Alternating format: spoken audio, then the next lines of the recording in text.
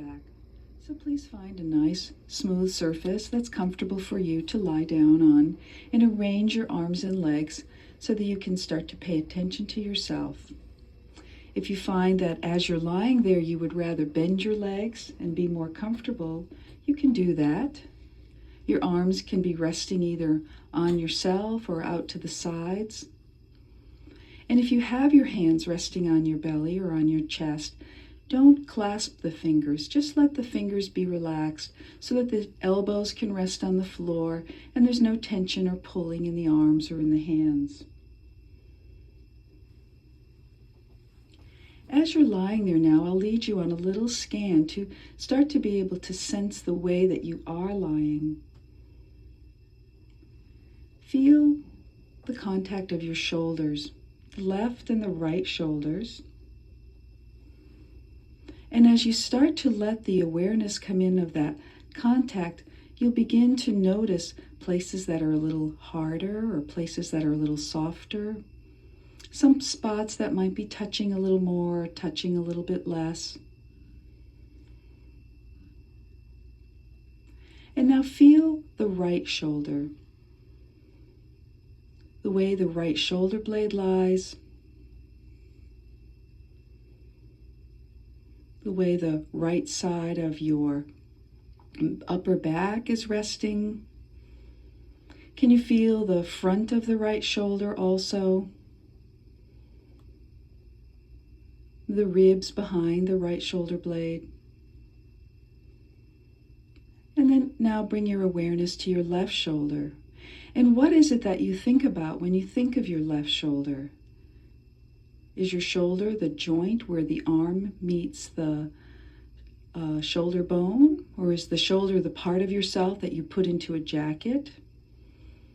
Can you let your shoulder idea include that whole upper area of the left side of your back, the left side of your chest, and just notice the way that you can feel sensation from there. Perhaps you don't even need to describe it to yourself, but just allow that sensation to come forward. Feeling maybe temperature there. You might feel some twitching or some vibration or some pressure. Some harder places, some softer places.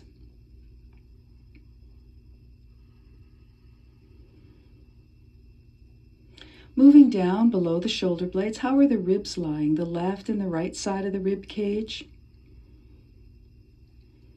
And going below that, feeling the lower back. And for most of us, as we feel the lower back, there's a bit of a space underneath the lower back. And as you start to feel that area, can you tell more that maybe one side is touching a little bit more, or there's a certain part of that beginning of the curve or the ending of the curve of the lower back where you actually can feel a slight sensation of contact. Maybe the clothing touches a little bit more. And then going down and sensing the pelvis and the way your pelvis lies.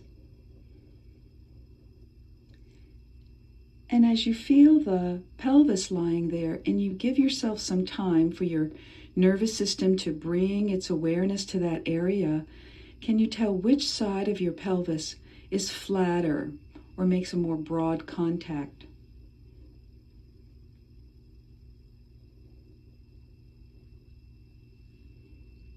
And how about your legs? The part of your legs where the buttocks and the thighs meet? Then the big, strong muscles in the backs of your thighs. The area behind your knees. The lower legs and the calves. And your heels, the way the backs of your heels rest. And even though the legs lie, and for some of us it's very similar on both sides, there are still these subtle but important differences to how we lie. And now slowly and easily, would you bend both your knees and bring your feet so that both feet are flat and standing towards the ceiling. So the knees are towards the ceiling and the feet are on the floor. And find a place where your legs are most comfortable for standing like this, let's explore a little bit and find out where is it that we can put our feet, that the legs can stand more balanced, that the weight of the bones can drop right through the ankle joints, right through the hip joints, so that there's less work of the muscles of either the inner thigh, the outer thigh, your belly, your buttocks. So to find that place, bring your feet a little bit closer together. Maybe even have your feet touching and the knees touching so they're close together. And sense when they're close together, where is the work happening on the muscles of the inner thighs?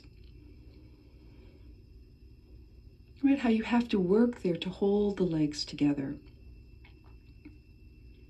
So let's try bringing the legs now farther apart than you normally would and have the feet apart.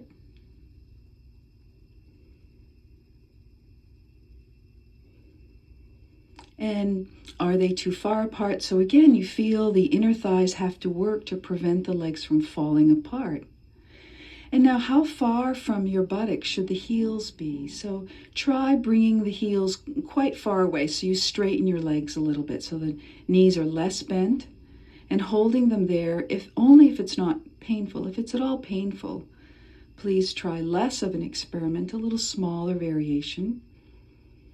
And now bring the heels quite close to your buttocks. And with all those places that we've tried, choose a place where it seems like, oh, my legs feel more comfortable here. There's a little less effort. I could stay in this position a little longer. I'm not feeling any cramping in the backs of my thighs. I'm able to sense my breathing, perhaps.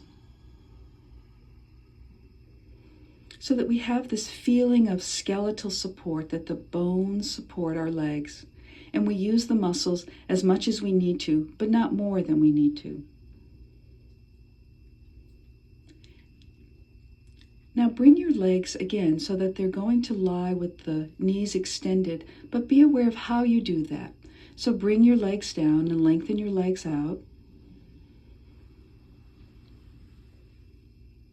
And again, bring your legs up to standing. So both feet are standing and you find that comfortable place where your feet can stand and you have this sense or this idea of skeletal support.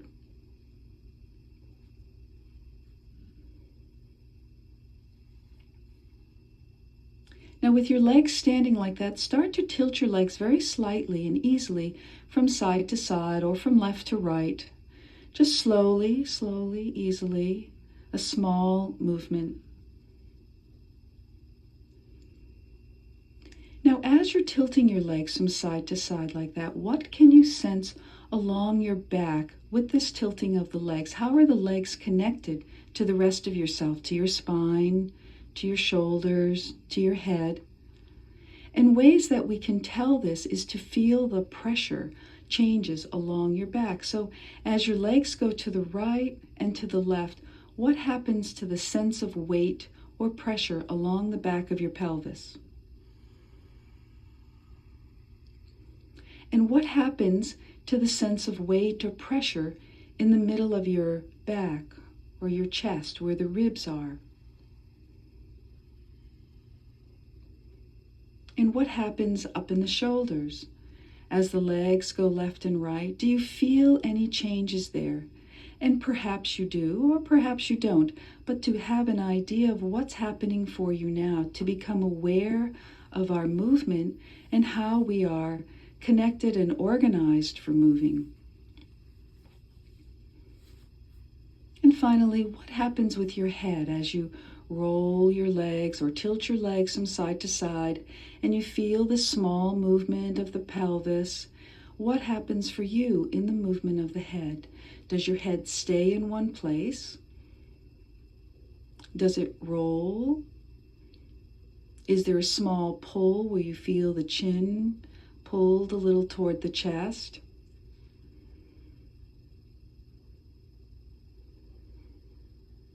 Could you allow your head to have some movement? If there's no movement, there's something that you're doing to prevent that. So can you ask a question that you could allow your neck and your shoulders, your jaw to be a little more relaxed, so that as you're doing this little tilting left and right, your head could have some response. And then bring your knees to the middle and slowly lower your legs again, gently and easily, and take a small rest.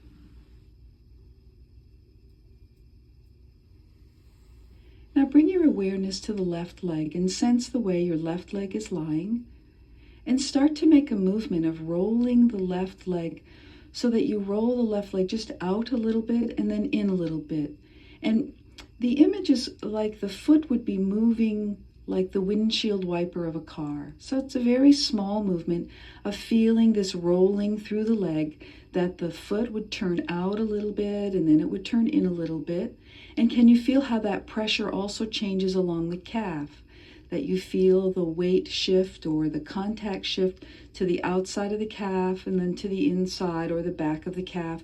Only, once again, very simple, very easy. If you feel pain, please do less movement or do it more slowly. And then rest the left leg.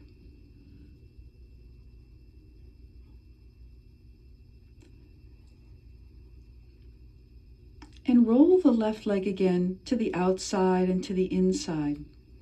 And discover for yourself, when the leg rolls to the outside, there'll be a place where the knee will begin to bend.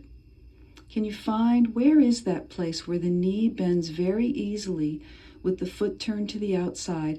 And at that point where the knee bends, start to slide your left heel up a little bit more towards your buttocks, and then slide it down again with the knee to the outside, and then bring the leg back to the beginning place.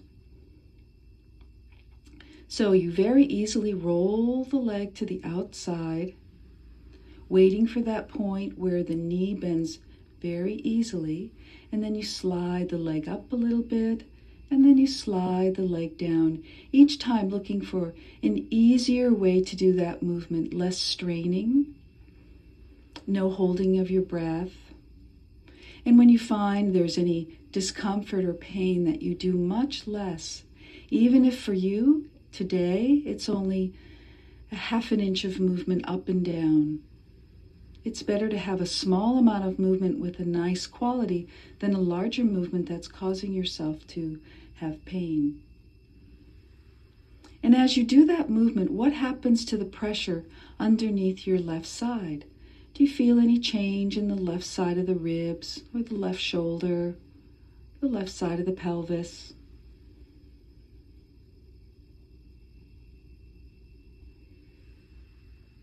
Making the movement easy, resting whenever you need to. And then the next time your leg is down, let your leg rest.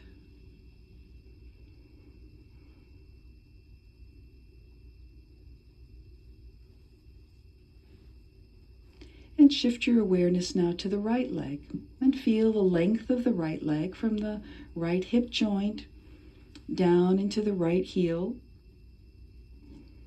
And start to turn the right leg now a little bit to the outside and a little bit to the inside, easily, gently. And if you find the movement has a jerky quality to it or a rough quality to it, see if you can go a little lighter, a little easier. And when the leg rolls to the outside, and you can feel the contact of the right calf change a little bit more to the outside, begin to find that place where the right knee will start to bend. And when you feel the right knee bend easily, at that point you just pull the heel towards your buttocks a little bit, and then you let it go down away from the buttocks very softly and easily, and then sliding the foot, pushing the heel away from you, and then rolling the leg out to the side, sliding the heel up, and then sliding the heel down, and the knee lengthens again, and the foot rotates back to the left. So just this small movement. And as you continue finding this pathway of the foot, of sliding the foot up and down with the knee bending as the leg rolls to the outside, what's happening to the pressure changes on the right side of your back? Can you feel any changes along the right ribs? Do they get more contact with the floor or less? What about into the right shoulder? Just the small movement, turning the leg out, sliding the right heel up, and sliding it down, with the knee staying out to the side as it goes in both directions, up and down. And the next time your leg is down, take a little rest there.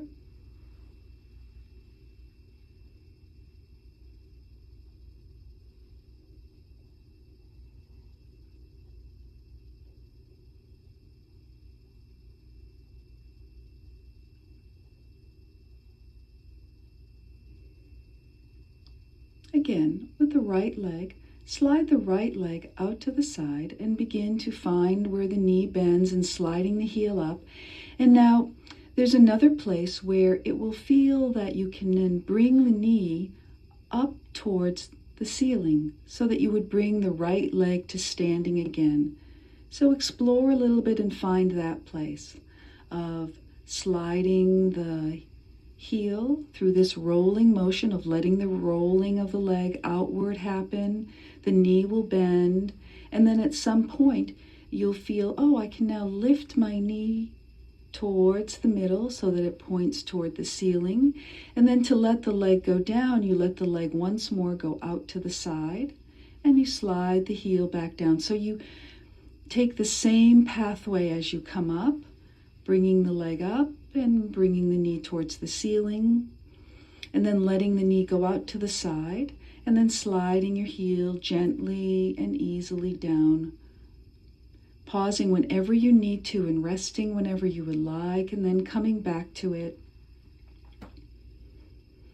And any time during the tape and listening to the lesson, you can stop your player and take a little longer rest.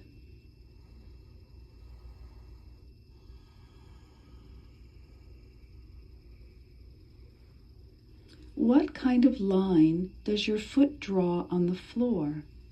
Can you follow that line on the floor as you bring the leg up? And as you bring the leg out to the side, the knee goes out to the side and you slide the foot down. What sort of line does the foot draw on the floor? And now rest your leg.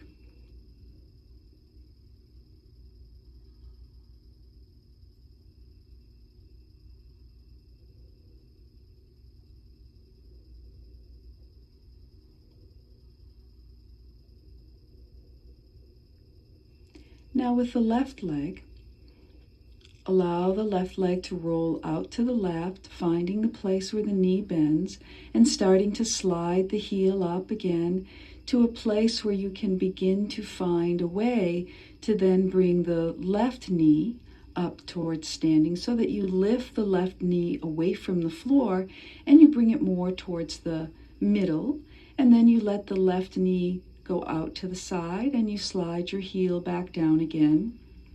And then the leg rolls so that the toes would point more towards the ceiling, and then you roll out again, finding this kind of path of the legs, using the hip joints as they are, as a ball and socket, that the hips are round joints and they really are made for rotational movements and circular movements.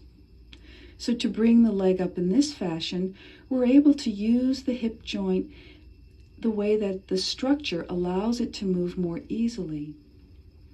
That if we bring the knee directly up and just pull our knees up, we end up using the hip joint as a hinge, and it puts more strain on muscles, deep muscles of the lower back. And learning to bring your legs up to standing this way can help you to relax the lower back, find an easier time of using the muscles of the hip joint, and also connect the movement of your legs further up your spine. And now let your left leg rest. And is there a way as you're resting now that you sense a change in the lower back?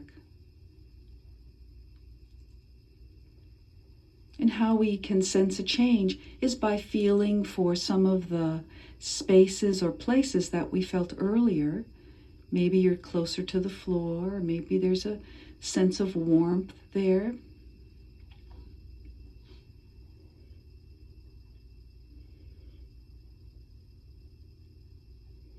Now, one at a time, bring your legs up to that standing place, allowing the legs to roll out, bringing one leg up, rolling it out, and then letting that leg stay there standing, and then slowly turning the other leg out to the side and bringing that leg up to standing. And feel where your feet are now, and is that a comfortable place for you?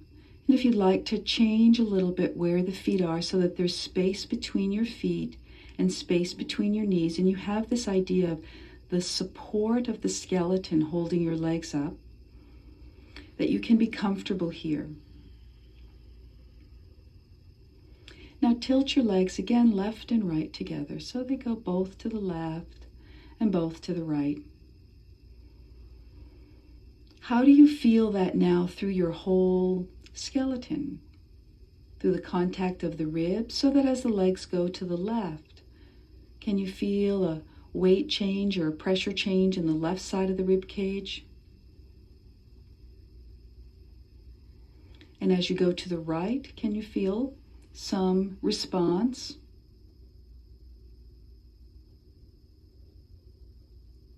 Bring your awareness to your shoulders now as you're tilting the legs. What can you feel happening up there? If you have that idea that the whole skeleton will respond, does it help you to feel that pressure change on the right shoulder when the legs are to the right, and on the left shoulder when the legs are to the left?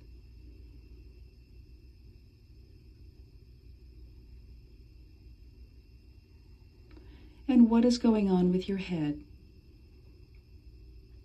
Can you allow your head to do something without forcing or making a big movement happen, but just relaxing the muscles of your neck and your upper back so that your head, being connected to the spine, will have a chance to respond to the movement. And then bring both knees back to the middle, and then let one leg at a time go out to the side, and lower that leg down, and then letting your other leg, the knee, gently rolling, falling out to the side, and lengthen your heels, and take a pause there.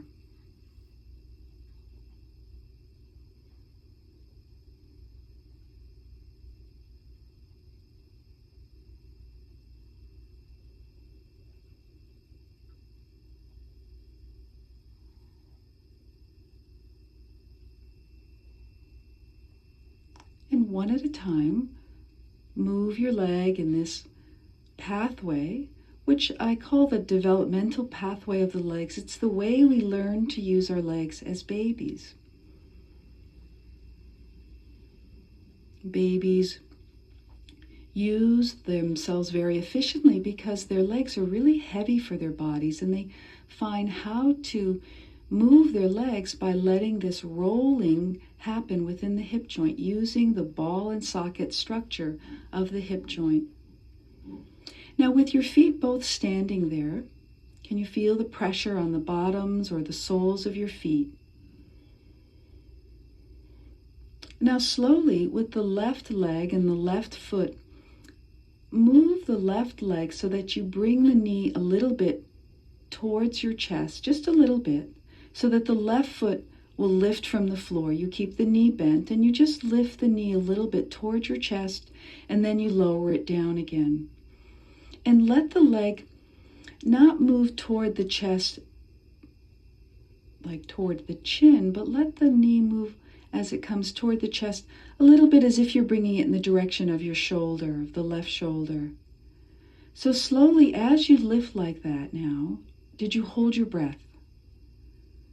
Can you always use your breathing with movement? So maybe you even breathe out as you start to lift the left knee. And if it's at all painful, do less. It's enough to just unweight the leg. So maybe for a few times now, rather than lifting the foot from the floor, just unweight the left foot just a little bit. Now, as you unweight, how does the right foot help you? Can you feel that the weight on the right foot increases? Right? That you press a little bit with the right foot. And now emphasize that slightly, that you press a little bit with the right foot so that the left foot can lift more easily. And what is the response further up into the chest or the back and the shoulder? Can you feel that just this small change of lifting the leg, lifting and moving the hip like this, that the entire pressure changes along the whole left side of your back, that the left side of the rib cage gets a little heavier, the left shoulder gets a little heavier, and that something happens on the right side. That in our bodies, our skeleton responds to just basic laws of motion, so that for every action there's an equal and opposite reaction. So if your action is lifting one part of yourself, another part has to get heavier. And to feel how that reaction makes the lifting easier, let's try a small experiment. So let both legs stand, and both feet are flat on the floor. And now see what it is like to lift the left foot or the left knee in the same way and not increase the pressure on the right foot. Can you feel that increase in effort? And then go back to press with the right foot. Can you sense that difference?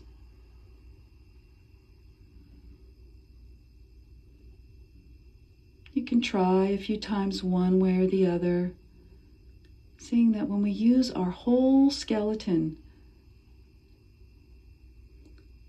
so that the movement is proportional throughout, every part of us responds, our sense of moving becomes lighter and easier, and there's less strain on our joints. And now leave that whole thing and let your legs one at a time roll out to the side and slowly lengthen your leg.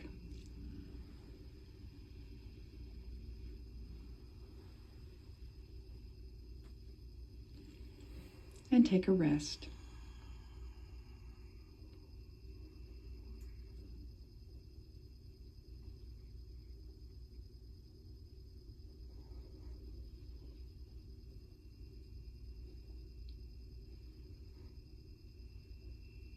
And now one at a time, roll your leg out and bring your foot up to standing.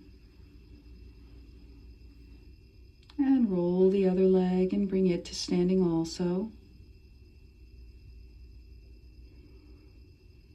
And now feel what it's like to lift the right foot slightly from the floor. So just a small lift and then lowering it again. So lifting the right leg. And how does the left foot help you? Now, another aspect of this movement is what happens to the movement of the pelvis. So as you lift the right foot, feel how does the weight shift on the pelvis? Does the right side get heavier or the left side get heavier? Occasionally during movement, it's difficult to tell what happens, but observe what happens when you bring the right foot down and then you stop completely and let the movement finish. Can you feel then how your pelvis shifts back?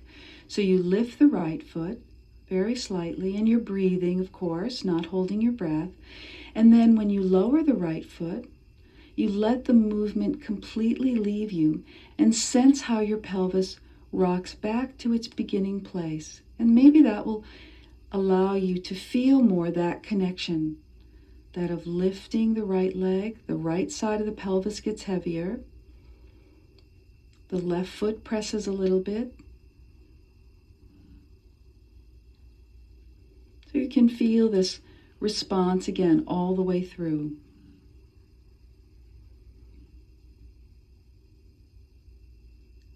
That's good. And now bring your leg back down and slowly letting each leg out to the side, gently and easily slide your legs down and lengthen your leg and rest.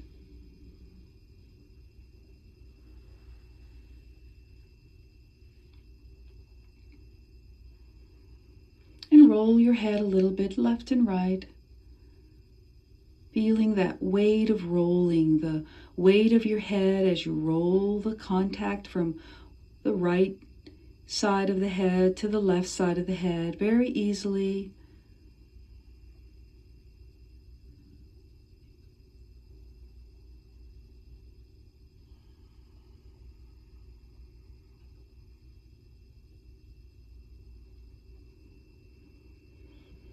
And then pause with your head in the middle and take a moment to just sense and feel yourself.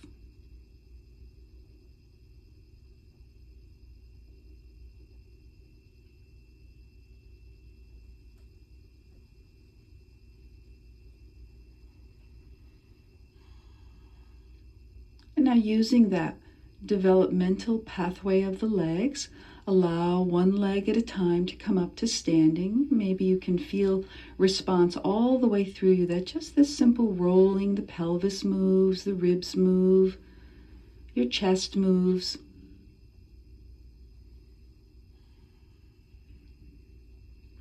And lift the right knee now towards your chest and hold it with the right hand. So the right hand can hold your knee somewhere around the knee. And now bring the left knee up the same way. So both knees are towards the chest and you're holding them with the hands. And find a way to reduce the clutching and the grabbing with your hands so that your hands are on the outside of the knees. And let there be some space between your knees. So if you have your knees very close together, you need to use more work in the middle of your thighs, and you can try that. Bring your knees close together and notice what has to happen in the belly muscles, in the inner thigh, the work in the chest to bring the arms in. And now let the legs open. And if we have this image again of babies lying there, how do they lie with their legs? They lie with their legs open to the side because they're finding this balance point of where the bones of the legs that have the hip joints attached, so the long femurs, that they find the skeletal balance in the hip joint.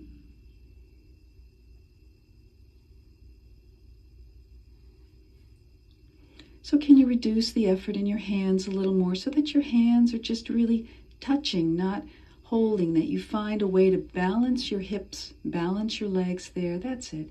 And now gently let the right leg go a little bit more to the right. So it just slowly goes out to the right a little more. And then bring it where you started. And then let the left leg go a little bit out. Now as you do that, feel what happens to the weight change along the floor again. That as the right leg goes a little bit out to the right, can you let more of yourself go to the right? So that the right side of the hips, the right side of the chest, and the shoulder gets a little heavier.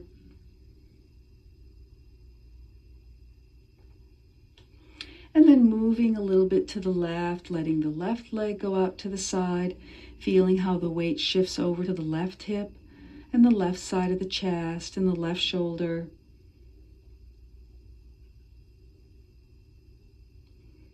And then coming back to the middle.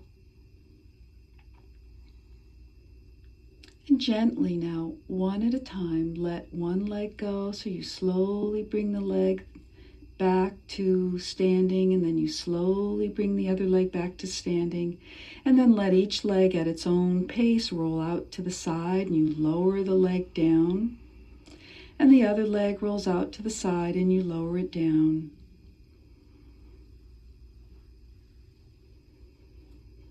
And rest.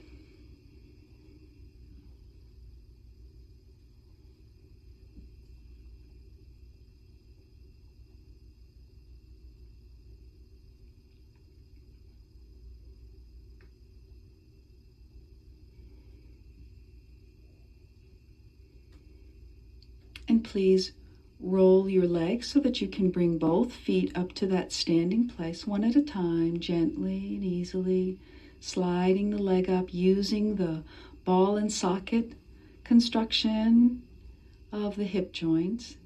And then bring your knees up to where you can hold them with the hands or have the hands holding the knees, gently and easily. How does your lower back make contact with the floor when your knees are up like this? Can you feel that widening and broad contact so that the knees are separated?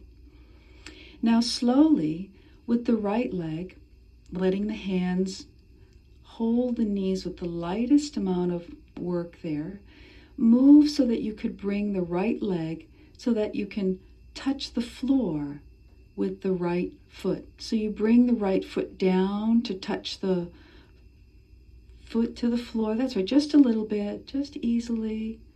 And doing that, maybe the hand slides a little bit and you let go of the knee slightly. You can let your head just rest on the floor. You're just bringing the leg down and then bringing the leg up. So as if you're going to stand the foot.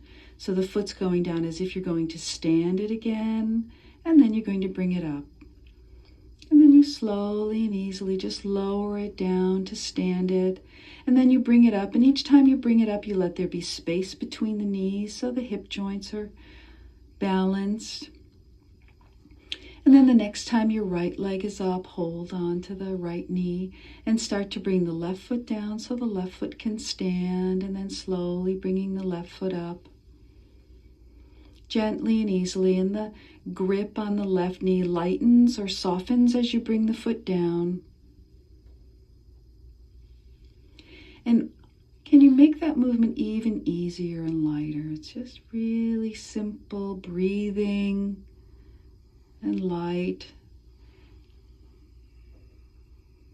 And now holding both knees again up like that. Find a way to just bring both feet easily and gently down to touch, breathing, not holding your breath, and then lifting them up again.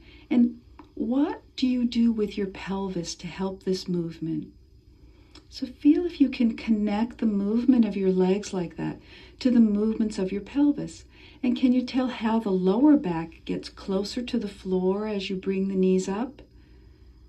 And then as you bring the knees down and the feet down, there's a movement again of the pelvis.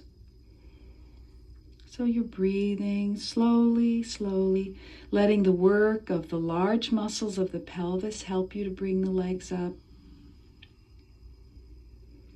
And then when the feet are both standing again, one at a time, let the legs roll out to the side and slide the heel down and lengthen that leg and let the other leg roll out to the side and slide the leg down and rest there.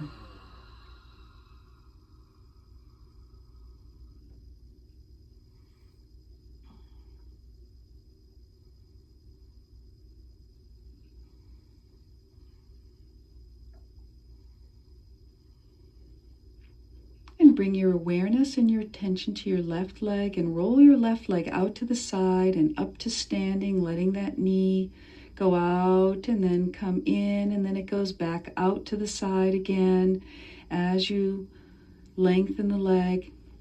And how can you feel that movement now through yourself? The shifting of the weight onto the left side of the pelvis, the left side of the ribs, the left shoulder. Can you sense a response higher up in your back, that the movements of the legs are connected and have something to do with the rest of your body?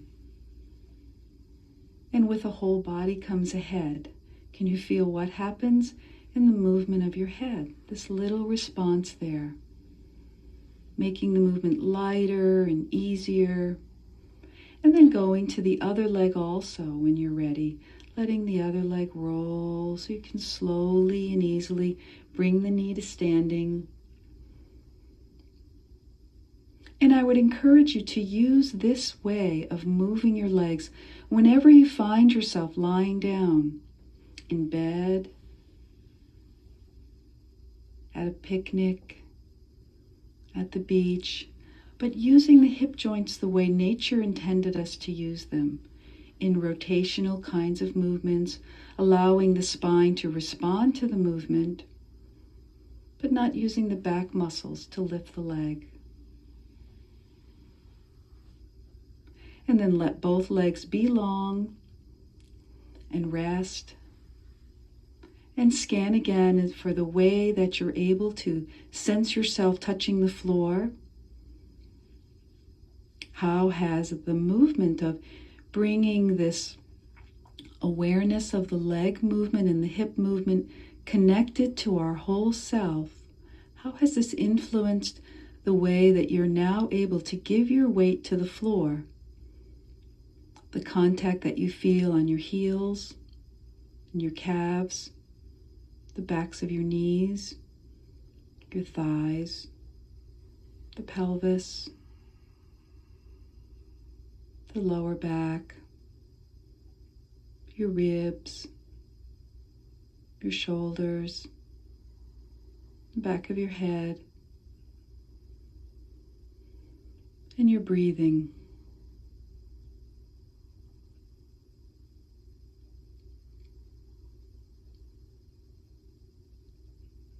And when you're ready, taking as long as you would like, you can start to slowly roll to your side and gradually sit and come up to stand. And take some time after the lesson to walk a little bit in your house,